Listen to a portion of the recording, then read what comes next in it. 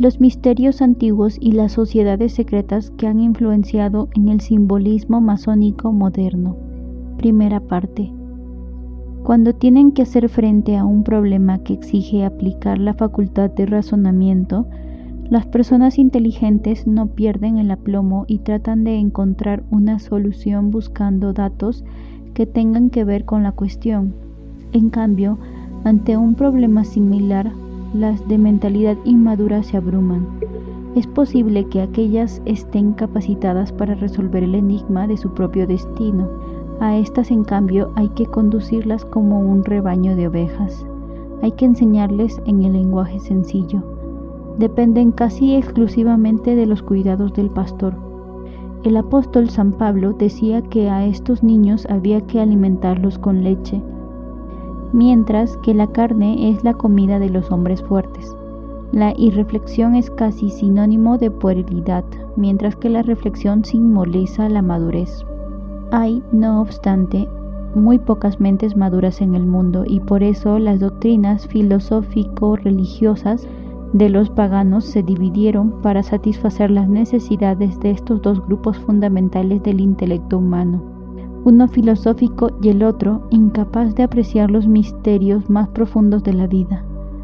A los pocos capaces de discernir les fueron reveladas las enseñanzas esotéricas o espirituales, mientras que la mayoría incompetente recibió solo las interpretaciones literales o exotéricas. A fin de simplificar las grandes verdades de la naturaleza y los principios abstractos de la ley natural, las fuerzas vitales del universo se personificaron y se transformaron en los dioses de las mitologías antiguas, mientras las multitudes ignorantes presentaban sus ofrendas ante los altares de Príapo y de Pan, divinidades que representan las energías de la procreación. Los sabios reconocían en aquellos estatuas de mármol meras concreciones simbólicas de grandes verdades abstractas. En todas las ciudades del mundo antiguo había templos para el culto y las ofrendas del público, y en todas las comunidades había también filósofos y místicos muy versados en las tradiciones naturales que solían reunirse y formar escuelas filosóficas y religiosas cerradas. Los más importantes de aquellos grupos se conocían con el nombre de misterios. Muchos de los grandes cerebros de la antigüedad fueron iniciados en aquellas fraternidades secretas mediante ritos extraños y misteriosos, algunos de los cuales eran sumamente crueles. Alexander Wilder define los misterios como obras dramáticas sagradas que se representaban en momentos señalados. Los más famosos eran los de Isis, Sabazios, Cibeles y Eleusis. Una vez admitidos, se instruía a los iniciados en la sabiduría secreta que se había preservado durante siglos. Platón, iniciado en una de estas órdenes secretas, fue muy criticado porque en sus obras reveló mucho de los principios filosóficos secretos de los misterios. Todas las naciones paganas han tenido y tienen no solo su religión oficial, sino también otro a la cual solo han podido acceder los filósofos elegidos. Muchos de estos cultos antiguos desaparecieron de la faz de la tierra sin revelar sus secretos, aunque unos cuantos han sobrevivido la prueba del tiempo y sus símbolos misteriosos todavía se conservan. Buena parte del ritualismo de la masonería se basa en las pruebas a las que los hierofantes antiguos sometían a los candidatos antes de confiarles las llaves de la sabiduría. Pocos se dan cuenta de hasta qué punto las antiguas escuelas secretas han influido en los intelectos contemporáneos y a través de ellos en la posteridad. Robert McCoy, de grado 33 en su General History, Cyclopedia and Dictionary of Freemasonry, rinde un homenaje espléndido al papel que han desempeñado los antiguos misterios en la construcción del edificio de la cultura humana. Dice en parte: parece que toda la perfección de la civilización y todos los avances de la filosofía, la ciencia y el arte entre los antiguos se deben a aquellas instituciones que bajo el velo del misterio intentaban poner de manifiesto las verdades más sublimes de la religión, la moralidad y la virtud, y estampadas en el corazón de sus discípulos. Su objetivo principal era enseñar la doctrina de un Dios único, la resurrección del hombre a la vida eterna, la dignidad del alma humana y conducir a las personas para ver la sombra de la divinidad en la belleza, la magnificencia y el esplendor del universo. Con la decadencia de la virtud que ha procedido a la destrucción de todas las naciones de la historia, los misterios fueron degenerando. La hechicería sustituyó a la magia divina, se introdujeron prácticas indescriptibles como las bacanales y se impuso la perversión porque las instituciones no pueden ser mejores que los miembros que las componen. Desesperados, los pocos fieles que quedaban trataron de evitar que las doctrinas secretas cayeran en el olvido. En algunos casos lo consiguieron, pero la mayoría de las veces los arcanos se perdieron y solo se conservó la cáscara vacía de los misterios. Thomas Taylor ha escrito lo siguiente: el hombre es por naturaleza un animal religioso. Desde los albores de su conciencia, el hombre ha adorado y reverenciado objetos como símbolos del objeto invisible, omnipresente e indescriptible, con respecto al cual no podía descubrir prácticamente nada. Los misterios paganos se opusieron a los cristianos durante los primeros siglos de su iglesia y declararon que para la nueva fe el cristianismo, la virtud y la integridad no eran requisitos para la salvación. Celso exponía su opinión cáustica sobre el tema en los siguientes términos: que sin embargo no acuso a los cristianos con mayor amargura que la que impone la verdad que se puede conjeturar de lo siguiente, porque quienes convocaron a los hombres a otros misterios proclaman que se acerquen a aquellos que tengan las manos limpias y que pronuncien palabras sabias. Asimismo, otros proclaman que se acerquen los puros de toda maldad, aquellos cuya alma no sea consciente de ningún mal y que lleven una vida justa y recta. Tales cosas proclaman los que prometen la purificación de todo error. Oigamos ahora quiénes son llamados a los misterios cristianos: los pecadores, los insensatos, los simples y, en síntesis, los que lloran.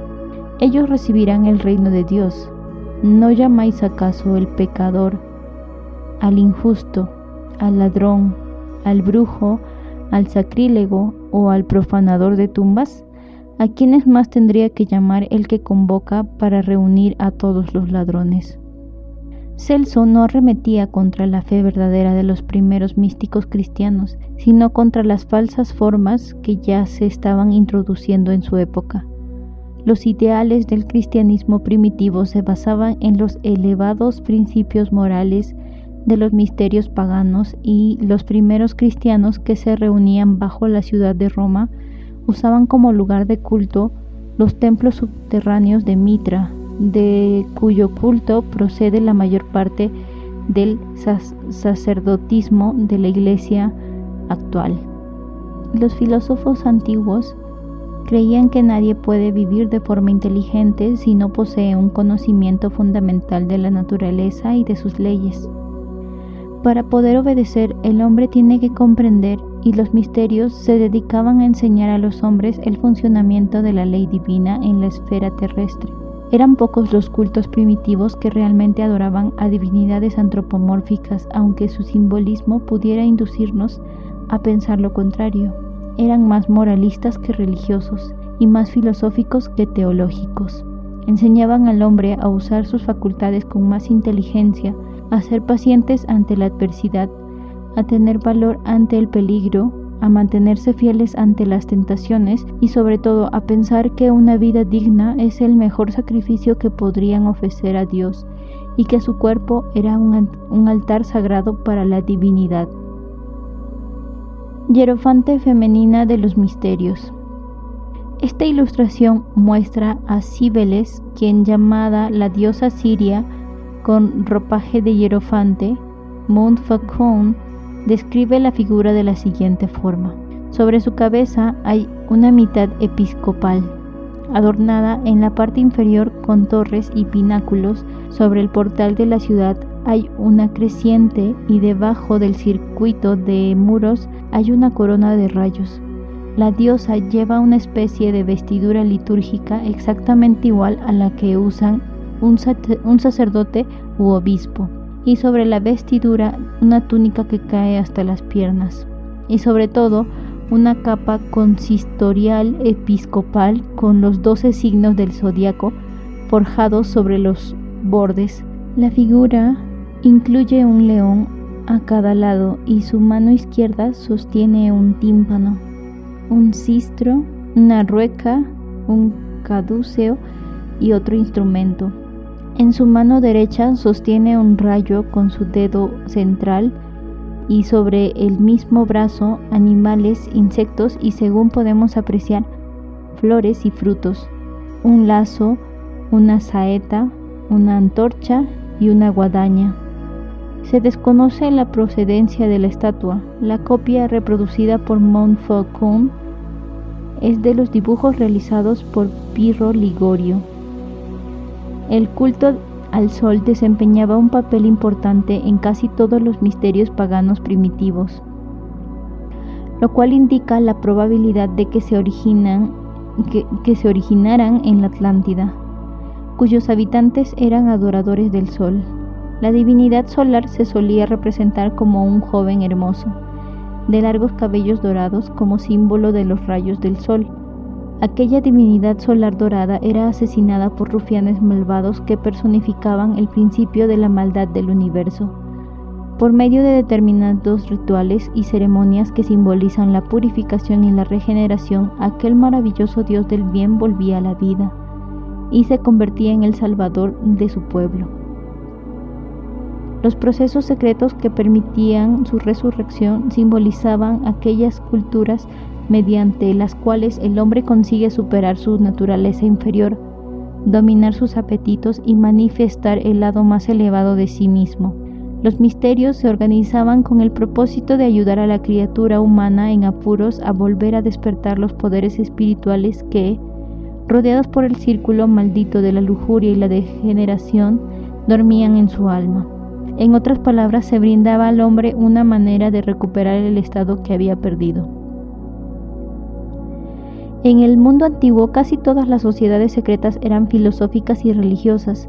Durante el medioevo, eran fundamentalmente religiosas y políticas, aunque se mantuvieron algunas escuelas filosóficas.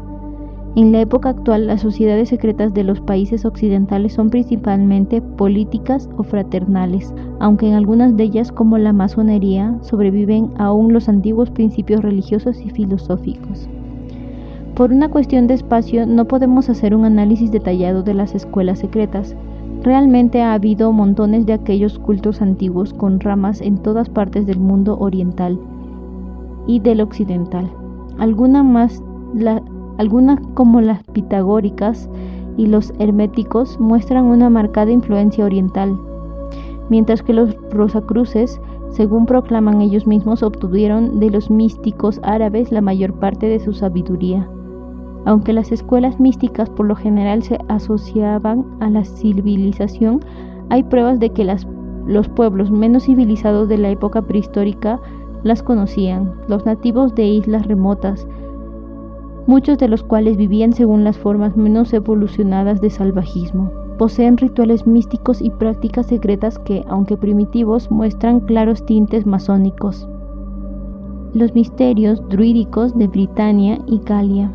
En algún periodo remoto, los habitantes originales y primitivos de Britania revivieron y reformaron sus instituciones nacionales. Hasta entonces, su sacerdote o instructor había recibido simplemente el nombre de Gwyd, pero consideraron que se había vuelto necesario dividir su contenido entre el sacerdote nacional o supremo y otro con una influencia más limitada. A partir de entonces, aquel se convirtió en el Derwyd, druida o instructor superior, y este en el Gawain o White, Bate, el instructor subordinado. Los dos respondían al nombre general de Baird, bardos o maestros de la sabiduría. A medida que el sistema fue madurando y creciendo, el orden de los bardos pasó a estar compuesto por 3 clases: los druidas, los Beardbrain o bardos privilegiados y los Vates. El origen de la palabra druida es objeto de controversia. Max Müller cree que, como la palabra irlandesa druid, significa el hombre de las robles.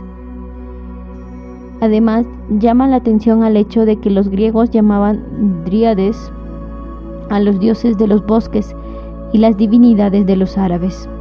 Algunos creen que la palabra tiene origen teutónico y otros la atribuyen a los galeses. Unos pocos la retoman al gaélico druid, que significa hombre sabio o hechicero. En sánscrito, la palabra dru quiere decir árbol. En tiempos de la conquista romana, los druidas estaban perfectamente instalados en Britania y la Galia. No se cuestionaba el poder que tenían sobre el pueblo y ha habido casos en los que unos ejércitos que estaban a punto de atacarse envainaron sus espadas cuando así se lo ordenaron los druidas de blancas vestiduras. Ninguna empresa de gran importancia comenzaba sin la colaboración de estos patriarcas, que actuaban como mediadores entre los dioses y los hombres. Merecidamente se atribuye a la orden druídica un conocimiento profundo de la naturaleza y sus leyes. Según la Enciclopedia Británica, la geografía, las ciencias físicas, la teología natural y la astrología eran estudios preferidos de los druidas. Los druidas tenían conocimiento básico de medicina, en particular el uso de las plantas medicinales. También se ha hallado instrumental quirúrgico rudimentario en Inglaterra e Irlanda. En un curioso tratado sobre la medicina británica primitiva se establece que todos los que la practicasen habían de contar con un jardín o un patio donde cultivar ciertas hierbas necesarias para su profesión. Eliphas Levi, el célebre trascendentalista, hace la siguiente afirmación significativa. Los druidas eran sacerdotes y médicos, curaban por magnetismo y cargaban amuletos con su influencia fluida. Sus remedios universales eran el muérdago y los huevos de serpiente, porque estas sustancias atraen la luz astral de una forma especial.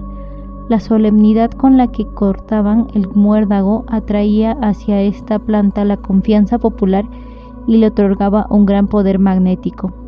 Algún día el avance del magnetismo nos revelará las propiedades absorbentes del muérdago y entonces comprenderemos el secreto de estas plantas mullidas que extraían las virtudes desaprovechadas de los vegetales y se recargaban de tinturas y sabores. El muérdago no solo era sagrado como símbolo del remedio universal o panacea, sino también porque crecía en el roble. A través del símbolo del roble, los druidas adoraban a la divinidad suprema, y por consiguiente, todo lo que creciera en este árbol era sagrado para ella. En determinadas épocas del año, según la posición del sol, la luna y las estrellas, el archidruida trepaba el roble y cortaba el muérdago con una hoz dorada destinada a tal fin. La planta parásita se envolvía en telas blancas que se utilizaban precisamente para la ocasión, para que no tocara la tierra y se contaminara con las vibraciones terrestres. Por lo general, se sacrificaba un toro blanco debajo del árbol. Los druidas eran iniciados de una escuela secreta que existía entre ellos. Esta escuela, muy semejante a los misterios báquicos y los eleusinos de Grecia o a los ritos egipcios de Isis y Osiris, se designa justamente con el nombre de misterios druídicos.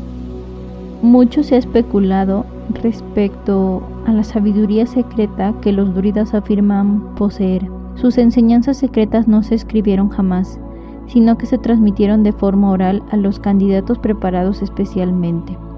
Robert Brown, de grado 32, opina que los sacerdotes británicos obtuvieron su información de los navegantes tirios y fenicios, que miles de años antes de la era cristiana establecieron colonias en Britania y la Galia, mientras buscaban estaño. Thomas Maurice, en su Indian Antiquities, diserta largamente sobre las expediciones fenicias, cartaginesas y griegas, que iban a las islas británicas en busca de estaño.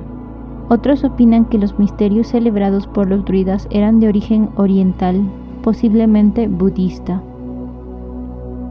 La proximidad de las islas británicas a la Atlántida perdida puede explicar el culto solar, que desempeña un papel importante en los rituales del druismo. Según Artemidoro, en una isla cercana a Gran Bretaña adoraban a Ceres y a Perséfone con ritos y ceremonias similares a los de Samotracia.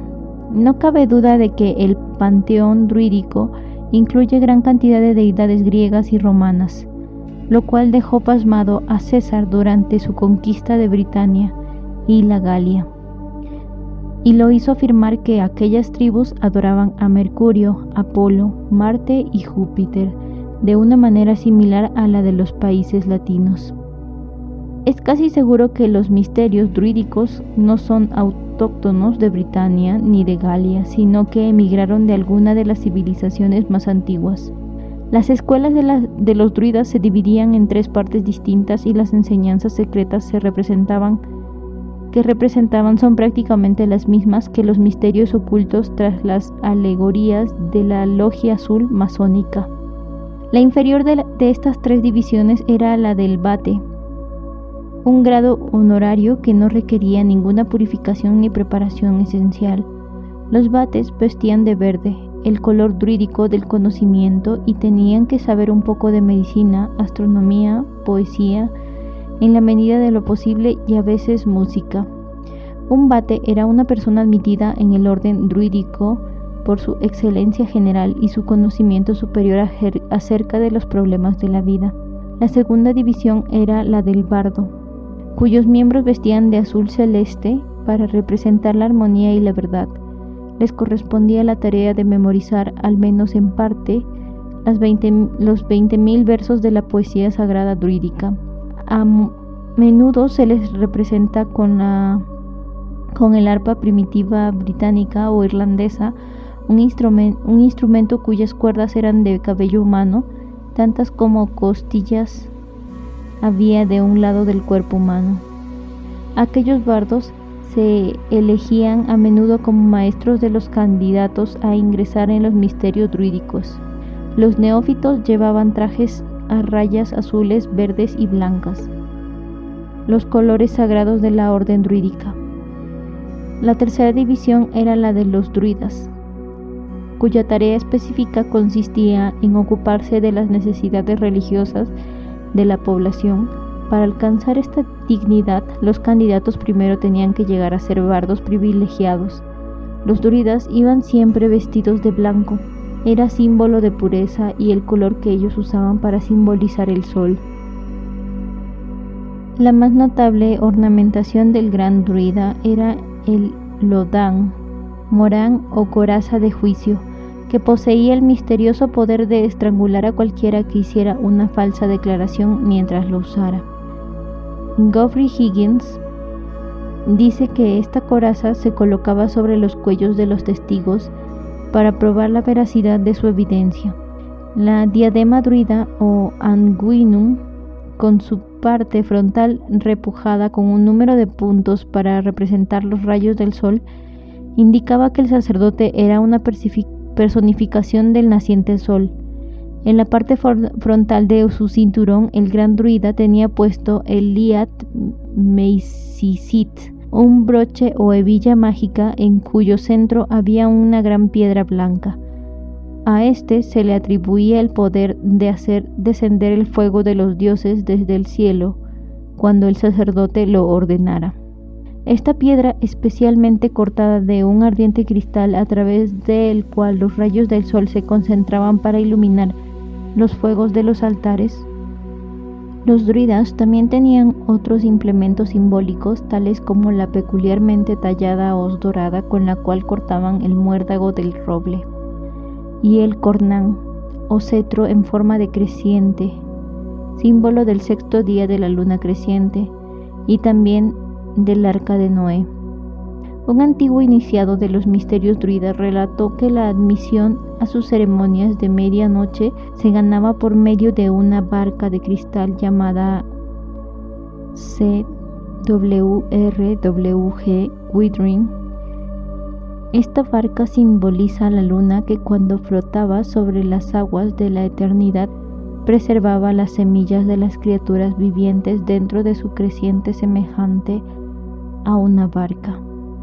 Para alcanzar la posición elevada de archidruida o jefe espiritual de la organización, el sacerdote tenía que superar los 6 grados sucesivos de la orden druídica. Los miembros de los distintos grados se distinguían por el color de su faja, porque todos llevaban vestiduras blancas. Algunos autores opinan que el título de archidruida era hereditario y que pasaba de padres a hijos, aunque es más probable que el honor se concediera por votación. Su titular era elegido entre los miembros más sabios de los grados druídicos superiores, por sus virtudes y su integridad. Según James Gardner, en Britania solía haber 2 archidruidas. Uno residía en la isla de Anglesey y el otro en la isla de Man. Se supone que había otros en la Galia.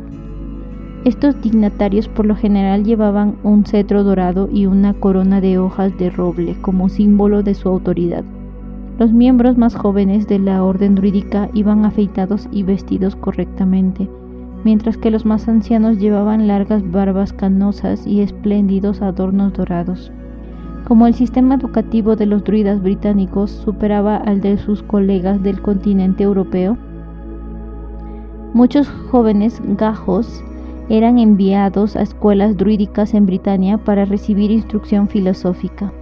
Eliphas Levi afirma que los druidas vivían en rigurosa abstinencia, estudiaban las ciencias naturales, guardaban el secreto más estricto y solo admitían nuevos miembros después de prolongados periodos de prueba. Muchos de los sacerdotes de la orden vivían en edificios bastante similares a los monasterios actuales. Se reunían en grupos como los ascetas del Lejano Oriente. Aunque el celibato no era obligatorio, pocos contraían matrimonio. Muchos de los druidas se retiraban del mundo y vivían como ermitaños en cuevas, en casas toscas de piedra o en pequeñas chozas en medio de algún bosque, donde oraban y meditaban y de las que solo salían para cumplir sus obligaciones religiosas.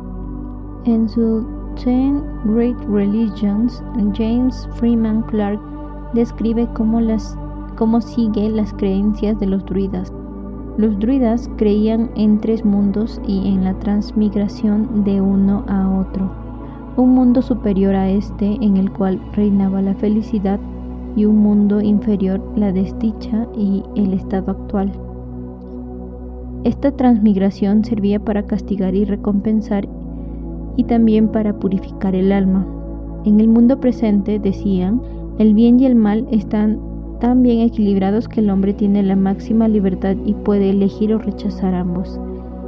Las tríadas galesas nos cuentan que la metempsicosis tenía 3 propósitos: reunir en el alma las propiedades de todo el ser, adquirir el conocimiento de todas las cosas, conseguir el poder para vencer el alma. También hay, dicen, 3 tipos de conocimiento: el conocimiento del hombre de cada cosa, el de su causa y el de su influencia.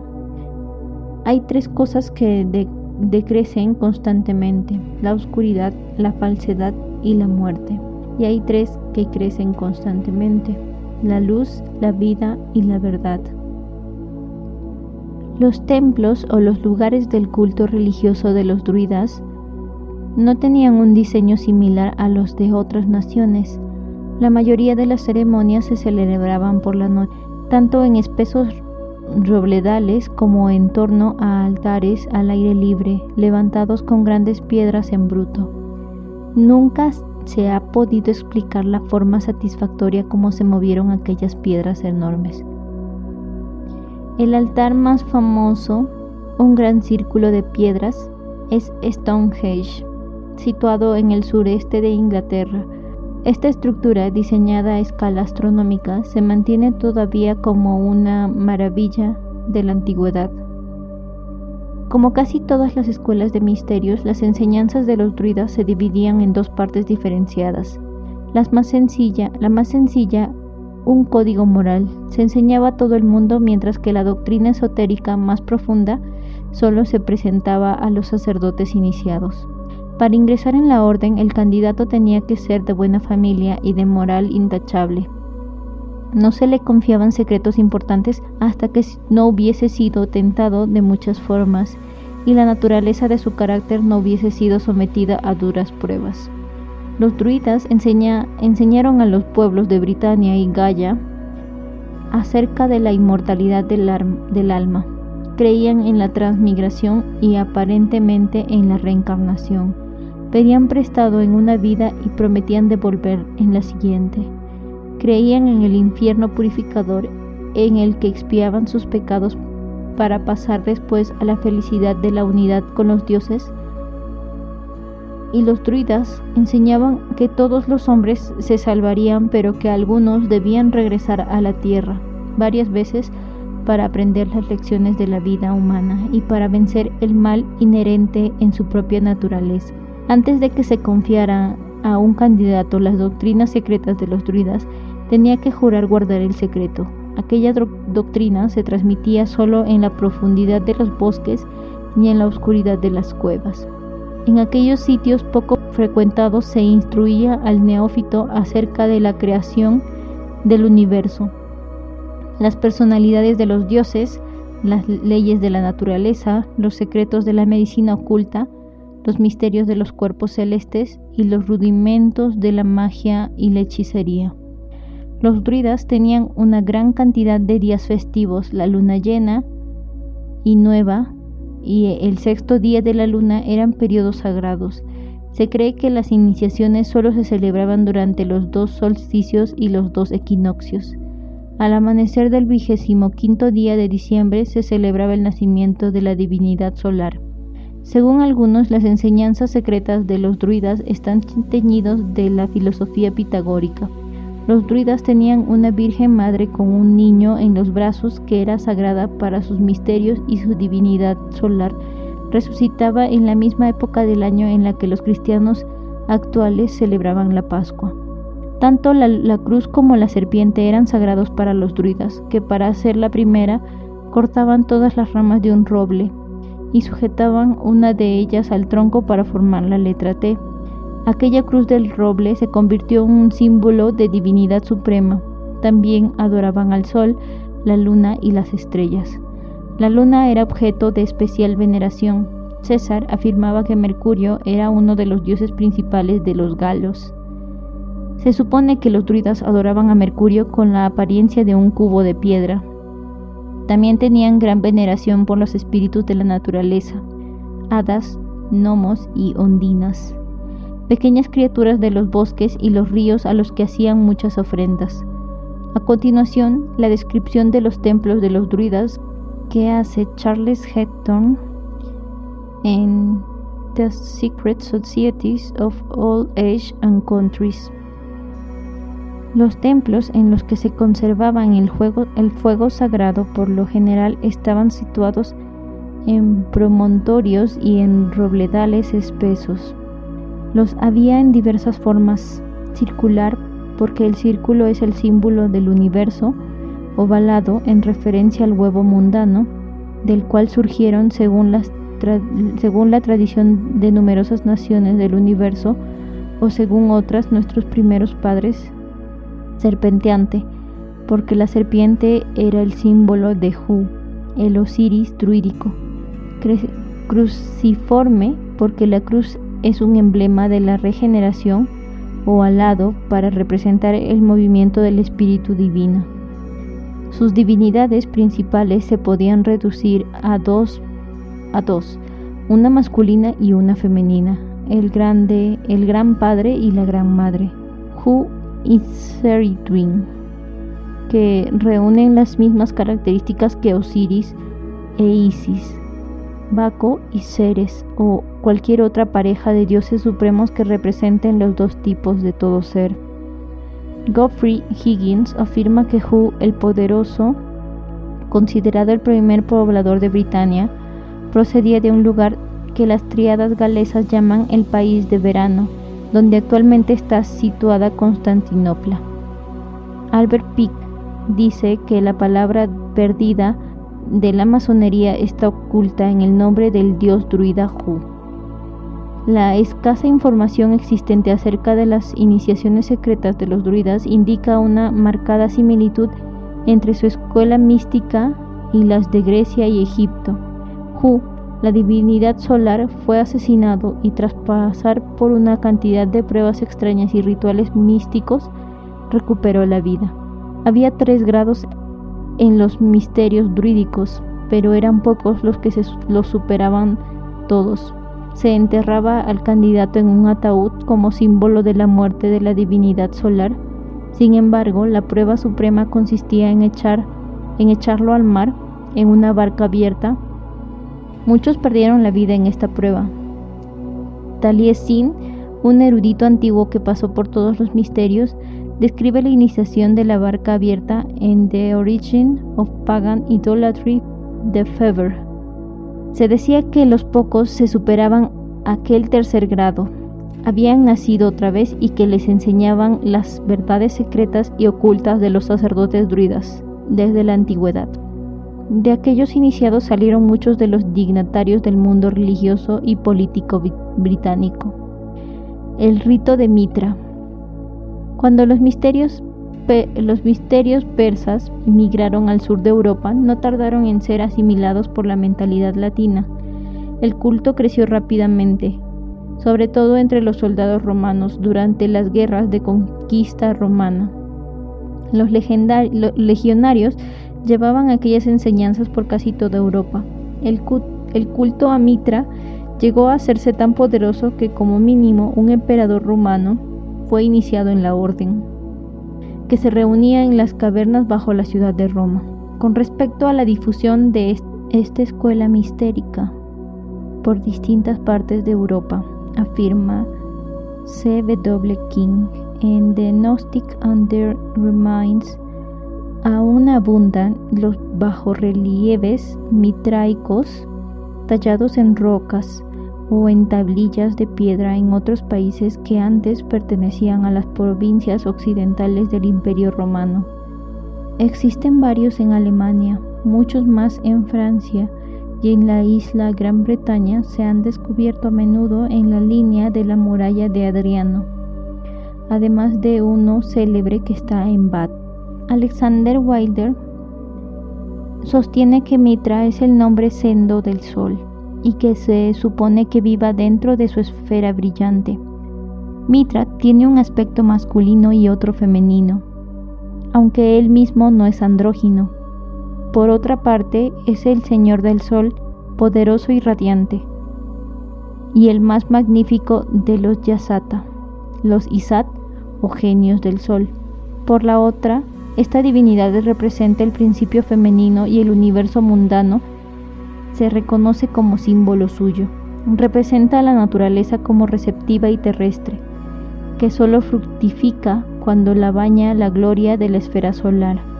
El culto mitraico es una simplificación de las enseñanzas más complejas de Zaratustra, el mago persa del fuego. Las esculturas y los relieves más famosos de este Prototokos muestra a Mitra arrodillado sobre la forma yaciente de un toro enorme, en cuyo cuello está clavado una espada. El degüello del toro significa que los rayos del sol simbolizados por la espada liberan en el equinoccio vernal las esencias vitales de la tierra. La sangre del toro, que al manar de la herida abierta por la divinidad solar, fertilizan las semillas de los seres vivos. Los perros se consideraban sagrados en el culto a Mitra y simbolizan la sinceridad y la confiabilidad. Los mitraicos utilizaban la serpiente como emblema de Ahriman, el espíritu del mal, y las ratas del agua eran sagradas para él. El toro es la representación esotérica de la constelación de Tauro y la serpiente, la de su opuesto en el zodiaco Escorpio.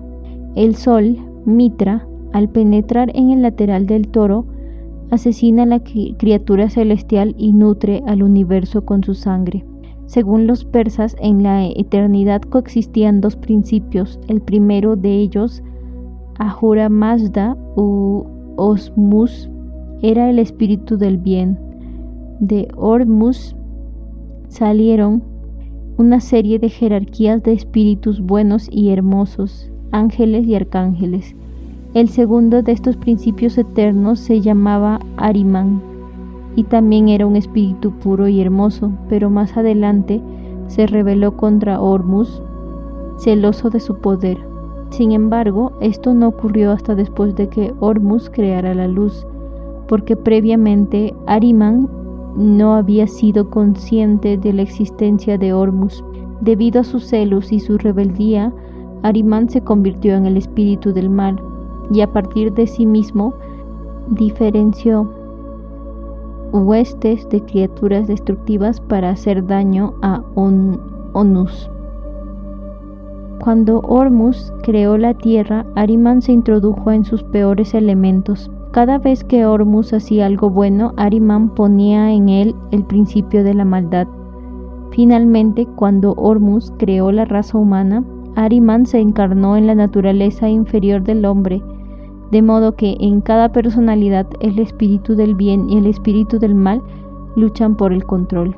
Durante 3000 años, Ormus gobernó los mundos celestiales con la luz y la bondad. Después creó al hombre y durante 3000 años más lo dirigió con sabiduría e integridad. Pero entonces comenzó el poder de Ahriman y la lucha por el alma humana continúa durante los 3000 años siguientes. Durante el cuarto periodo de 3000 años, el poder de Ahriman será destruido. El bien volverá otra vez a la tierra, la maldad y la muerte serán derrotadas, y finalmente el espíritu del mal se inclinará humildemente ante el trono de Ormus. Mientras Ormus y Ahriman luchan por controlar el alma humana y por la supremacía en la naturaleza, Mitra, el dios de la inteligencia, se interpone entre los dos como mediador. Muchos autores han reparado en la similitud entre el mercurio y Mitra. Del mismo modo que el mercurio químico actúa como disolvente, según los alquimistas, Mitra trataba de establecer la armonía entre los dos antagonistas celestes. Existen muchas similitudes entre el cristianismo y el culto a Mitra.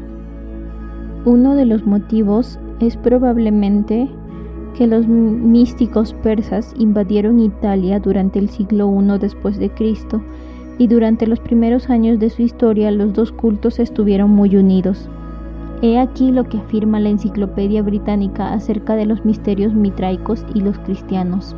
El espíritu fraternal y democrático de las primeras comunidades y de su origen humilde, la identificación del objeto de adoración con la luz y el sol, las leyendas de los pastores con sus dones y la adoración, el diluvio y el arca, la representación artística del carro de fuego y la extracción del agua de las piedras, el uso de las campanas y velas, agua bendita y la comunión, la santificación del domingo y del 25 de diciembre, la insistencia en la conducta moral, el énfasis que ponían en la abstinencia y el autocontrol, la doctrina del cielo y del infierno, de la revelación primitiva, de la meditación del logos que se emana de lo divino, el sacrificio expiatorio, la lucha constante entre el bien y el mal, y el triunfo final de aquel, la inmortalidad del alma, el juicio final,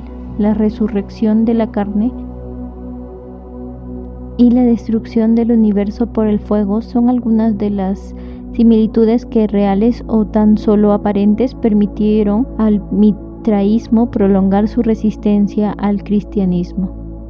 Los ritos a Mitra se celebran en cuevas.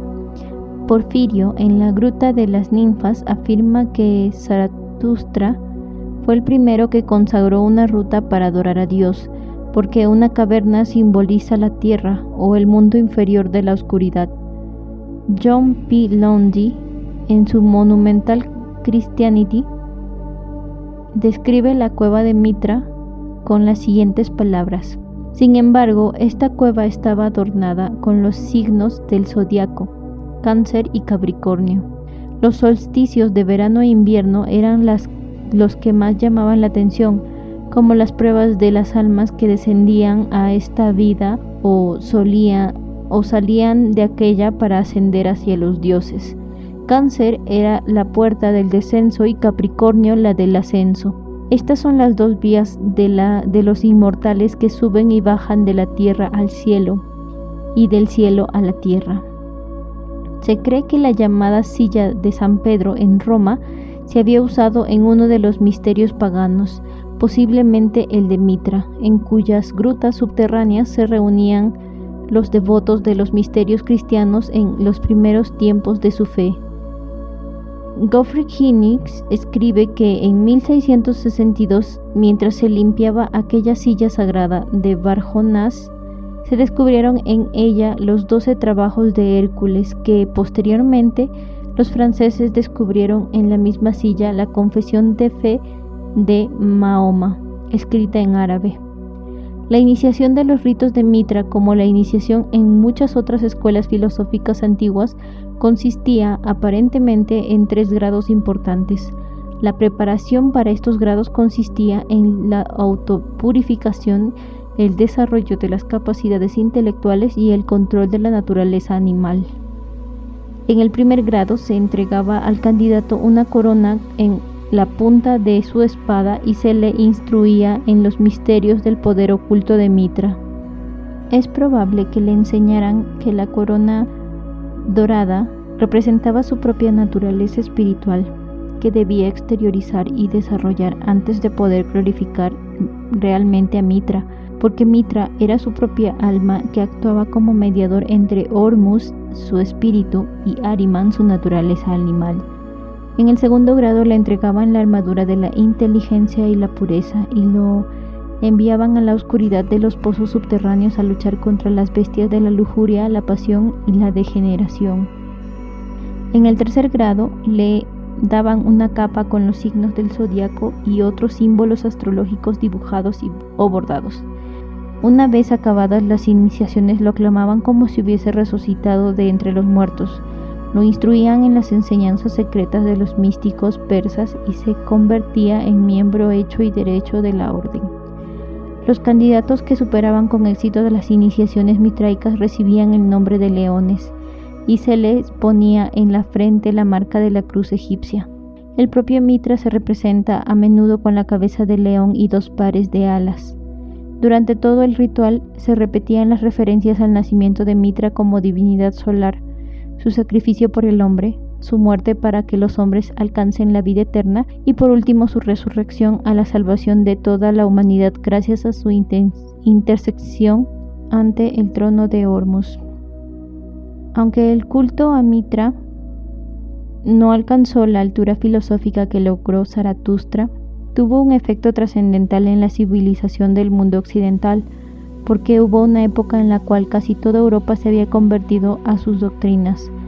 Roma, en sus relaciones con las otras naciones, les inoculó sus principios religiosos, y en otras instituciones posteriores se manifiesta la cultura mitraica. Las referencias al león y a la garra de león en el grado masónico del maestro tienen un fuerte tinte mitraico y es posible que se originen de este culto.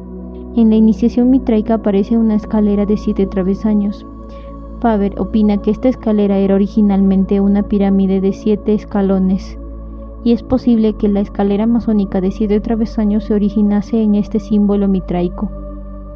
Nunca se permitió el ingreso de mujeres en la orden mitraica, sin embargo, los niños varones se iniciaban mucho antes de alcanzar la madurez. Es posible que la negativa a permitir el ingreso de mujeres en la masonería se basara en el motivo esotérico que figuraba en las instrucciones secretas de los mitraicos. Este culto es otro ejemplo excelente de aquellas sociedades secretas cuyas leyendas son, en gran medida, representaciones simbólicas del sol y su viaje a través de las casas celestes. Mitra, que surge de una piedra, no es más que el sol que se eleva por encima del horizonte. o como suponían los antiguos, que sale del horizonte en el equinoccio vernal. John O'Neill cuestiona la teoría de que Mitra fuese una divinidad solar y escribe lo siguiente: el Mitra avestano, el Yasata de la luz, tiene 10.000 ojos, es alto, con pleno conocimiento, es fuerte, no duerme y está siempre en vela. El Dios Supremo Ahura Mazda también tiene un solo ojo, o de lo contrario se dice que con sus ojos el sol, la luna y las estrellas todo lo ve. La teoría de que Mitra era originalmente un título del Dios Supremo de los cielos que expulsaba de la corte al sol es la única que cumple con los requisitos. Resulta evidente que aquí tenemos orígenes en abundancia para el ojo de la masonería y su nunquam dormio. El lector no debe confundir el Mitra persa con el védico. Según Alexander Wilder, los ritos mitraicos sustituyeron a los misterios de Baco y se convirtieron en la base del sistema gnóstico que se impuso durante muchos siglos en Asia, Egipto e incluso en el occidente remoto.